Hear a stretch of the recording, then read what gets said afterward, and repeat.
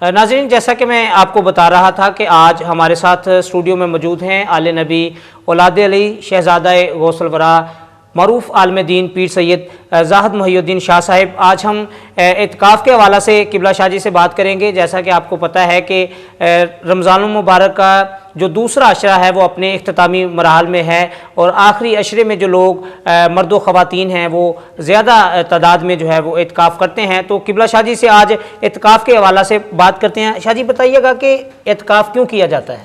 جی ماشاءاللہ، یہ آپ نے بہت اچھا سوال کیا۔ اس سوال کی ضرورت بھی تھی کیونکہ یہ رمضان المبارک ہماری زندگی سے گزر رہا ہے اور دوسرا عشرہ جو ہے وہ آخری مراحل پر ہے، اور تیسرے عشرے کے دن ابھی شروع ہونے والے ہیں کیونکہ تیسرے عشرے میں ہی اعتکاف کیا جاتا ہے۔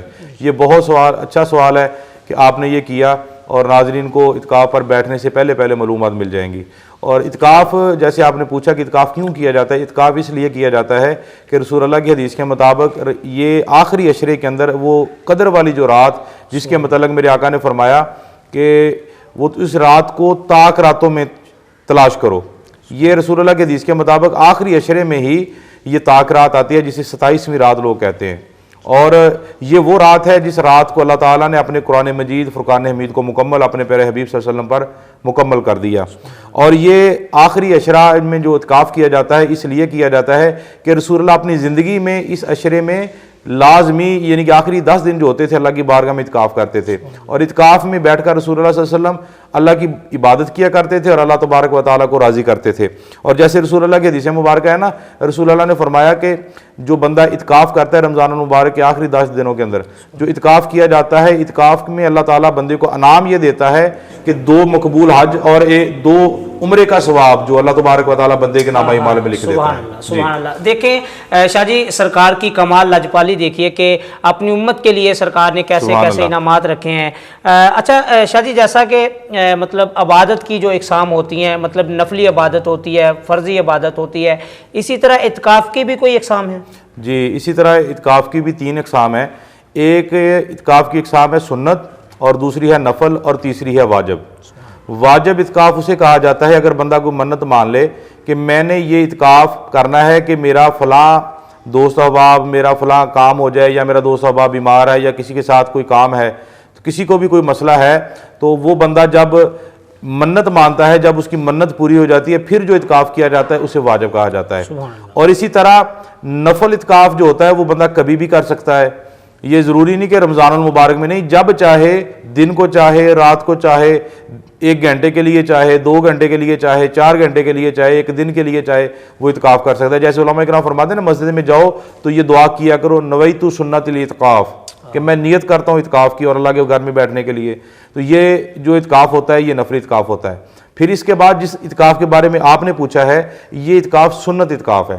یہ رمضان المبارک کے آخری 10 دنوں میں اعتکاف کیا جاتا ہے، کیونکہ اس اعتکاف کو میرے آقا علیہ الصلوۃ والسلام نے پابندی سے کیا اور زندگی میں کیا، لیکن 1-2 وہ جنگات، غزوات کے کوئی معاملات تھے جس پر آقا علیہ الصلوۃ والسلام واپس آئے، تو دن گزر گئے تو سرکار نے نہیں اعتکاف کیا تھا، لیکن آقا علیہ الصلوۃ والسلام نے اپنی زندگی میں یہ 10 دنوں کا اعتکاف جو ہے وہ آپ نے کیا ہے، رمضان المبارک کے آخری عشرے کا۔ سبحان اللہ۔ ناظرین، قبلہ پیر سید زاہد محی الدین شاہ صاحب سے گفتگو کا یہ جو سلسلہ ہے وہ جاری رہے گا، لیکن یہاں پر وقت ہوا چاہتا ہے ایک چھوٹے سے بریک کا، ہمارے ساتھ رہیے گا۔ میرا پارلر میرے پاس، golden pearl whitening urgent facial, love your skin. تمہارے کندھوں پہ مطلب ڈینڈرف واپس؟ کل ہی تو شیمپو کیا تھا۔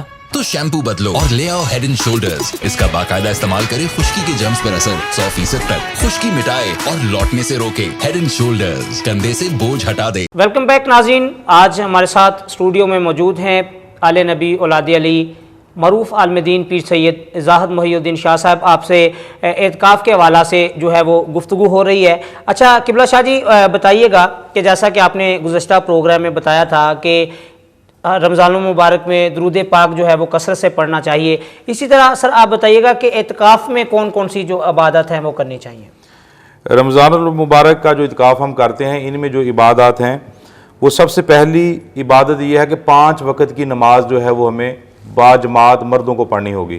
جب اعتکاف میں بیٹھے ہیں تو 5 وقت کی باجماعت نماز ادا کریں گے. اگر خواتین اپنے گھروں میں بیٹھی ہیں پھر وہ اذان کے بعد اپنی نماز 5 وقت کی نماز پڑھیں گی, اور پھر اس کے بعد اعتکاف میں بیٹھ کر نماز تراویح جو ہے اس کا اہتمام کرنا پڑے گا. مسجدوں میں تو ویسے ہوتا ہے, گھروں میں جو خواتین بیٹھتی ہیں ان کو بھی نماز تراویح جو ہے 20 رکعت نماز تراویح پڑھنی چاہیے.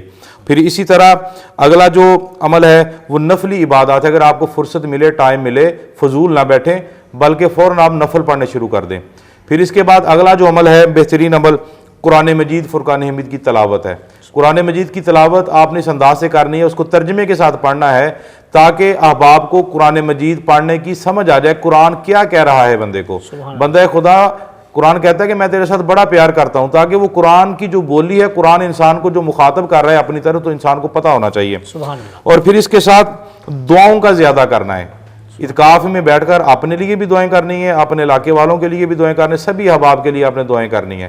پھر اس کے بعد آپ خود بھی علم حاصل کریں اور اپنے ساتھ جو احباب بیٹھتے ہیں ان کو بھی دین اسلام کی تبلیغ دے سکتے ہیں. تو دعاؤں کے حوالے سے میرے ذہن میں ایک بات آ گئی. اکثر نا لوگ دعائیں کرتے ہیں, یہ یعنی کہ رمضان المبارک شروع ہوا ہے نا, لوگوں کی کثرت ہو گیا دعاؤں میں, دعائیں کرنے شروع کر دی ہیں. کچھ لوگ ایسے ہوتے ہیں دعائیں کرتے کرتے مجوس ہو جاتے ہیں. جی میں نے دعائیں کر لی ہیں, میرے اولاد نہیں ہے, میں نے دعا قبول نہیں میری ہو رہی, میں رات تہجد کے وقت بھی اٹھا, میں نے دعائیں کی, میں فلاں پاک دھرتی پہ گیا, میں نے دعائیں کی, میں فلاں جگہ پہ گیا, میں نے دعائیں کی, میری دعا قبول نہیں ہو رہی. اس کے متعلق میں حدیث سرکار کی بیان کرنی چاہوں گا. رسول اللہ صلی اللہ علیہ وسلم نے فرمایا کہ اللہ تبارک و تعالیٰ کو اپنے بندوں سے بڑی محبت ہے. اللہ اکبر. یہ رمضان المبارک میں جب بندہ عبادت کرتا ہے نا تو اللہ تعالیٰ اس بندے کو پسند فرما لیتا ہے. اور اتنی محبت ہے کہ جب بندہ دعا کرتا ہے نا تو اللہ تبارک و تعالیٰ کا فرشتہ بھی دیکھ رہا ہوتا ہے بندے کو, اور اللہ کی بارگاہ میں کہتا ہے. فرشتہ وہ کون سا ہے محترم, ذرا سماعت فرمائے, وہ فرشتہ کون سا؟ جبریل. کوئی عام فرشتہ نہیں ہے, یہ وہ فرشتہ ہے جو باقی نبیوں کے پاس جاتا تھا, اور اب یہ کسی بندے کے پاس نہیں آتا. اگر آج کے دور میں کوئی بندہ کہے نا نعوذ باللہ کہ جبریل کے ساتھ میں نے بات کی, تو بالکل یہ کفر ہے, کیونکہ جبریل وہ فرشتہ ہے جن کو اللہ تعالیٰ نے صرف نبیوں کے لیے منتخب کیا تھا اور نبیوں کے پاس آیا, اور نبی کی عطا کے ساتھ وہ نبی کے گھر والوں کو, پنجتن پاک کو بھی دیکھتا رہا, صحابہ اکرام کو بھی دیکھتا رہا. اسی طرح اب وہ فرشتہ اللہ کی اس بندوں کو دیکھ رہا ہے جو رات کی تنہائی میں اٹھ کے عبادت کرتے ہیں, رات کی تنہائی میں دعائیں کرتے ہیں. پھر فرشتہ دیکھتا ہے, مختصر میں کروں گا, فرشتہ دیکھتا ہے, اللہ کی بارگاہ میں عرض کرتا ہے, رب العالمین فلاں بندہ تیری بارگاہ میں اتنی محبت میں بیٹھا ہے, دعائیں کر رہا ہے, اور تو بھی اس کی دعا کو سن رہا ہے. دیکھیں نا اللہ کی محبت کا انداز دیکھیں. فرشتہ کہتا ہے یا اللہ وہ بندہ تیرے ساتھ محبت کرتا ہے, تیری بھی اس کے ساتھ محبت ہے, وہ دعا کرتا ہے, تو اس کی دعا کو سن رہا ہے اور تو خوش ہو رہا ہے. یا اللہ بتا کیا اس کو جو مانگ رہا ہے اسے دے دیا جائے؟ اللہ فرماتا نہیں, رک جاؤ. فرشتہ کہتا ہے یا اللہ وہ کتنے دنوں سے رو رہا ہے, لوگ اسے طرح طرح کے تانے دے رہے ہیں کہ تو کہتا ہے میں خدا سے محبت کرتا ہوں, خدا میرے ساتھ محبت کر رہا ہے, تیری دعا تو قبول نہیں ہو رہی, اب کیا معاملہ ہے؟ وہ بندہ بیچارہ خاموش ہو جاتا ہے, اور اللہ تبارک و تعالیٰ کی بارگاہ میں فرشتہ کہتا ہے یا اللہ اس میں تیری حکمت کیا ہے؟ اللہ فرماتا ہے میرے فرشتے, میرے ملائکہ سن, وہ میرا بندہ جب میرے لیے میری بارگاہ میں دعا کرتا ہے نا, اس کا دعا کرنا, اس کا بار بار میری طرف توجہ کرنا, میں خدا کو بڑا پسند آ گیا ہے. میں اس کی آواز سنتا ہوں تو میں خوش ہو جاتا ہوں, میں چاہتا یہ ہوں وہ مجھ سے بار بار مانگتا رہے, میں خدا اس کی آواز کو سنتا رہوں. اگر میں نے اسے دے دیا, ہو سکتا ہے دوبارہ وہ آواز اس کی نہ آئے. پھر آقا علیہ السلام, حدیث یہ لمبی ہے, آقا فرماتے ہیں جب میدان معاشر لگا ہوگا نا تو سارے لوگ جنت میں جا رہے ہوں گے, اللہ تبارک و تعالیٰ ان بندوں کو بلائے گا جو بار بار دعائیں کرتے تھے, ان کی دعائیں قبول نہیں ہوتی تھی. اللہ تبارک و تعالیٰ ان کی ایک ایک دعا ان کو یاد کروائے گا. اللہ فرمائے گا میرے بندے تو نے فلاں ٹائم میرے لیے میری بارگاہ میں یہ دعا کی تھی. بندہ کہے گا جی رب العالمین میں نے کی تھی, فلاں یہ دعا کی تھی, یہ دعا کی. ایک ایک دعا کے بارے میں اللہ تبارک و تعالیٰ بندے سے پوچھے گا. آگے والی بات یہ ہے کہ جب یہ ساری دعاؤں کے بارے میں بندے سے پوچھا جائے گا نا تو بندہ کہے گا جی بالکل رب العالمین میں نے یہ دعا کی تھی. اللہ فرمائے گا فرشتے, بندہ خدا وہ سامنے دیکھ. اب وہ بندہ دیکھے گا, اسے ایک بہت پیارا مقام اسے حاصل ہو جائے گا. اللہ فرمائے گا یہ تیرا مقام ہے.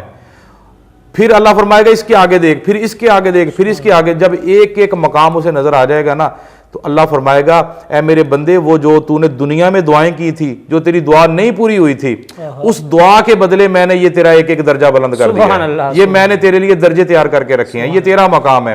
اب وہ بندہ کہے گا یا اللہ کاش دنیا میں میری فلاں دعا پوری نہ ہوئی ہوتی, کاش میری فلاں پوری نہ ہوئی ہوتی, تو یہاں پر مجھے یہ مقام حاصل ہو جاتا ہے۔ سبحان اللہ سبحان اللہ۔ اچھا قبلہ شاہ جی، کمال گفتگو آپ فرما رہے ہیں، اللہ پاک آپ کے علم میں، آپ کی عمر میں مزید برکتیں وسعت عطا فرمائے۔ اچھا شاہ جی، اعتکاف میں کن کن چیزوں کی ضرورت ہوتی ہے؟ اعتکاف میں بیٹھنے کے لیے سب سے پہلے انسان کو نیت کرنا ہوگی، اجازت لینا ہوگی۔ اگر مرد ہے تو اپنی بیوی سے، اگر شادی شدہ ہے تو بیوی سے بات چیت کرے گا، اسے راضی کر کے پھر اعتکاف میں جائے گا۔ اگر عورت ہے اپنے شوہر سے اجازت لے گی، اگر شوہر اسے اجازت نہیں دے گا تو اعتکاف میں نہیں بیٹھ سکتی۔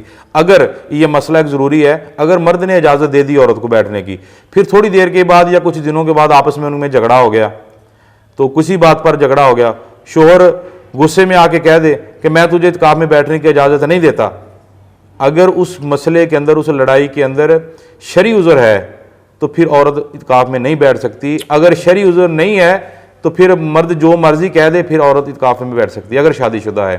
اگر شادی شدہ کنواری لڑکی جو ہے، اس کے لیے عمر کی بھی حد ہے، لڑکی جو ہے وہ 9 سال سے اوپر ہو، مرد جو ہے یعنی کہ بچہ جو ہے وہ 7 سال سے اوپر ہو، اعتکاف میں بیٹھ سکتا ہے۔ اور اس کے ساتھ شرط یہ ہے کہ اعتکاف میں بیٹھنے کے لیے عقل مند کا ہونا ضروری ہے، نماز پڑھنا ضروری ہے، روزے رکھنا ضروری ہے، اور اعتکاف میں جن جن چیزوں کی ضرورت ہے وہ قرآن مجید اپنے ساتھ لے کر جانا ہے، اپنے پہننے والے کپڑے ساتھ لے کر جانے ہیں، جسم کا پاک صاف ہونا ضروری ہے، اور روزے دار ہونا ضروری ہے، نماز تراویح ادا کرتا ہو، روزہ رکھتا ہو، اللہ تبارک و تعالیٰ کے دین پر عمل کرتا ہے، رسول اللہ کا غلام ہو، مسلمان ہو۔ سبحان اللہ۔ اچھا شاہ جی، ایک اور چیز دیکھنے میں آتی ہے کہ کچھ شناخوان حضرات جب وہ اعتکاف کرتے ہیں تو میں نے دیکھا ہے کہ وہ دوران اعتکاف جو ہے وہ لاؤڈ سپیکر آن کر کے جو ہے وہ سرکار کی بارگاہ میں ہدیہ عقیدت پیش کرتے ہیں، نعت شریف پڑھتے ہیں، تو کیا دوران اعتکاف جو ہے وہ لاؤڈ سپیکر میں نعت شریف پڑھ سکتا ہے بندہ؟ جی، میں ناظرین کو یہ مختصر سا جواب دینا چاہوں گا کہ جب اعتکاف میں بندہ بیٹھتا ہے تو اس کا مطلب یہ ہوتا ہے کہ دنیا سے اس کا رابطہ کٹ گیا۔